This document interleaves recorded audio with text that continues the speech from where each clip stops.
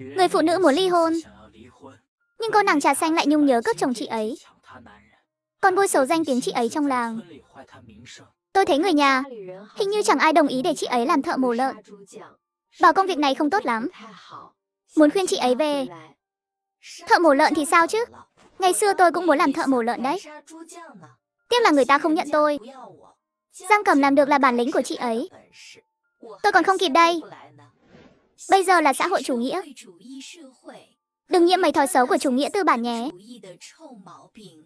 Chúng ta ai cũng bình đẳng. Thợ mổ lợn chẳng hề thua kém ai. Tôi khuyên vài người nói chuyện nên suy nghĩ kỹ. Đột nhiên bị hiểu lầm là độc hại của tư bản thì không hay đâu. Lúc này Ôn Tuyết mới nhận ra mình lỡ lời. Mặt mày biến sắc. Nhưng lời đã nói ra rồi, muốn rút lại cũng chẳng dễ. Nếu đã ghét Giang Cẩm thế, sao cô còn ở nhà họ Tưởng làm gì? Lại còn cứ phải nói xấu Giang Cẩm. Nói ra thì lúc Giang Cẩm bỏ nhà đi, cũng gần đúng lúc cô đến nhà họ Tưởng. Chẳng lẽ chị ấy bị cô ép đi? Cô đừng ở nhà người ta, rồi còn muốn cướp luôn chồng người ta. Thế thì không đạo chút nào đâu. Ôn Tuyết nào ngờ miệng mấy người này độc thế. Bị từng câu châm chọc liên tiếp, mặt lúc xanh lúc trắng. Nếu là người khác, gặp cảnh bị chèn ép kiểu vác súng mang gậy thế này, dù tức đến run người, cũng giữ được chút lý trí. Nhưng cô ta thì khóc oa lên đầy tủi thân. Cô ta vừa khóc vừa nức nở, như thể khóc đến nghẹt thở, rồi đột nhiên mắt trợn ngược, ngất xỉu luôn tại chỗ. Mọi người xung quanh bất ngờ vì cú ngất đột ngột này, lập tức hoảng loạn cả lên. Cô ấy sao thế này? Tôi chỉ không chịu nổi lời Ôn Tuyết vừa nói thôi. Châm chọc vài câu, chứ đâu muốn hại ai đâu. Tỉnh lại đi, ngàn vạn lần đừng có chuyện gì nhé. Mãi một lúc Ôn Tuyết mới nhắm mắt hít một hơi. Mặt trắng bệch tỉnh lại. Mọi người thở phào nhẹ nhõm.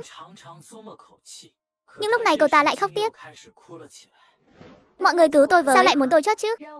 Thôi, mọi người đáng nghĩ tôi thế này. Tôi sống còn ý nghĩa gì nữa? Anh Tưởng và gia đình anh ấy, đối với mẹ con tôi mồ côi rất chu đáo. Chị Giang cũng chỉ cãi nhau với anh Tưởng rồi đi thôi. Chẳng phải như mọi người nghĩ đâu. Có gì không hài lòng thì cứ nhằm vào tôi. Tôi chịu được. Sao phải đem mấy lời đồn bẩn thỉu này đổ lên người chị Giang và anh Tưởng chứ? Gia đình họ đều là người tốt cả mà. Ôn Tuyết trông trắng trẻo vô hại, khóc lên như lê hoa đái vũ, nhìn đúng kiểu bông hoa trắng nhỏ. Hồi đó chồng tôi vì nhiệm vụ quốc gia mà hy sinh. Mẹ con tôi mồ côi chẳng nơi nương tựa. Anh Tưởng mới đón chúng tôi về. Sớm biết hôm nay mọi người lại bịa đặt thế này, tôi đã đi theo chồng tôi từ sớm rồi. Mọi người nghe xong, sắc mặt thay đổi hẳn. Hóa ra Ôn Tuyết là vợ liệt sĩ. Thời này liệt sĩ là người được kính trọng nhất. Thôi, đừng khóc nữa. Là chúng tôi vừa nói sai rồi. Cô đang yên đang lành lại đi chọc thợ mổ lợn làm gì? Chúng tôi tưởng cô cố ý nhắm vào Giang Cẩm, nên mới nói thêm vài câu. Nếu cô là vợ liệt sĩ, thì chắc chắn chẳng liên quan gì đến anh Tưởng. Là tôi nói bậy, đã hiểu lầm cô. Mọi người xôn xao bàn tán, thái độ dịu đi nhiều. Nhưng trong lòng Ôn Tuyết vẫn bất mãn. Lần này cô ta thật sự vì Giang Cẩm mà mất mặt triệt để.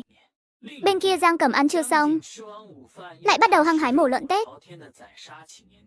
Đến chiều, Tưởng Việt sắp xếp xong việc khác, qua cùng mổ lợn. Sao tôi không biết anh cũng mổ lợn được? Không biết thì nhìn tôi mổ sáng nay mà học. Xa xa Trương Tiểu Bắc cùng nhóm với Giang Cẩm, định qua phối hợp với chị ấy. Không ngờ lại thấy Tưởng Việt. Bước chân anh ta khựng lại, đứng xa nhìn hai người, thấy cả hai phối hợp ăn ý. Chỉ một hành động đã hiểu ý nhau, hiểu được ý đối phương. Anh ta nhíu mày, mặt mày có chút thất vọng. Cuối cùng vẫn rẽ bước sang nhóm khác giúp đỡ. 5 giờ chiều, con lợn cuối cùng cũng mổ xong. Đây là lần đầu Giang Cẩm mổ nhiều lợn trong một ngày thế. Cũng cảm thấy hơi mệt. Chị định đi rửa tay, quay người lại va phải một bóng dáng quen thuộc. Định bước qua anh ta đi luôn, nhưng xung quanh có người nhìn cả hai. Chị đành dừng bước. Anh không mệt sao? Cũng ổn, tập luyện còn mệt hơn, quen rồi. Giọng Tưởng Việt trầm ổn, như thể chẳng thấy đây là gì đáng khoe. Nghe anh ta nói một câu nhẹ nhàng, lòng Giang Cẩm lại nghĩ khác. Ngày trước, chị sẽ sót Tưởng Việt tập luyện vất vả, giờ lại tò mò về cường độ huấn luyện quân đội. Xem ra chị cần cố gắng hơn, không thể phí hoài tài năng trời cho này. Tổ chức đã sắp xếp nhà cho mẹ con Ôn Tuyết rồi. Vài ngày nữa họ sẽ dọn đi. Nếu cô không muốn qua lại với họ thì tùy cô. Anh nói mấy chuyện này với tôi làm gì? Chúng ta chẳng phải sắp ly hôn rồi sao? Họ dọn hay không thì liên quan gì đến tôi nữa? Chẳng phải cô không muốn gặp họ sao? Tôi đúng là không muốn gặp họ. Nhưng so với việc đợi họ dọn đi, ly hôn còn tiện hơn. Dù họ có dọn đi thì sao chứ? Anh chẳng phải vẫn đặt mẹ con họ trước tôi và Niệm Niệm sao? Ôn Tuyết và Giang Cẩm là hai người hoàn toàn khác nhau, chắc chắn không thể hòa hợp. Rốt cuộc anh không tin tôi, hay là có lý do khác? Vì không tin anh. Tưởng Việt, chúng ta không hợp nhau.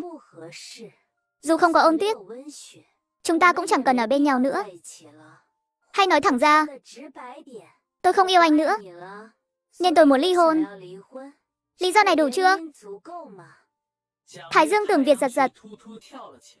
Câu nói này còn sát thương hơn những lời khác. Ánh mắt đen trầm của anh ta dâng trào giận dữ. Dù Giang Cẩm đang giận dỗi, cũng không nên hết lần này đến lần khác đòi ly hôn. Điều này cứ liên tục chạm vào giới hạn của anh ta. Giang Cẩm, cô xác định rồi, cô nghĩ kỹ chưa? Nghĩ rất kỹ rồi. Nếu anh không đồng ý ly hôn, tôi sẽ đến đơn vị anh làm ầm lên. Anh bao năm không về nhà, tôi và Niệm Niệm như chẳng tồn tại. Tôi không tin đơn vị chỉ lo cho anh, mà không quan tâm đến tôi và Niệm Niệm. Được, cô muốn ly thì ly. Mai tôi đi làm báo cáo.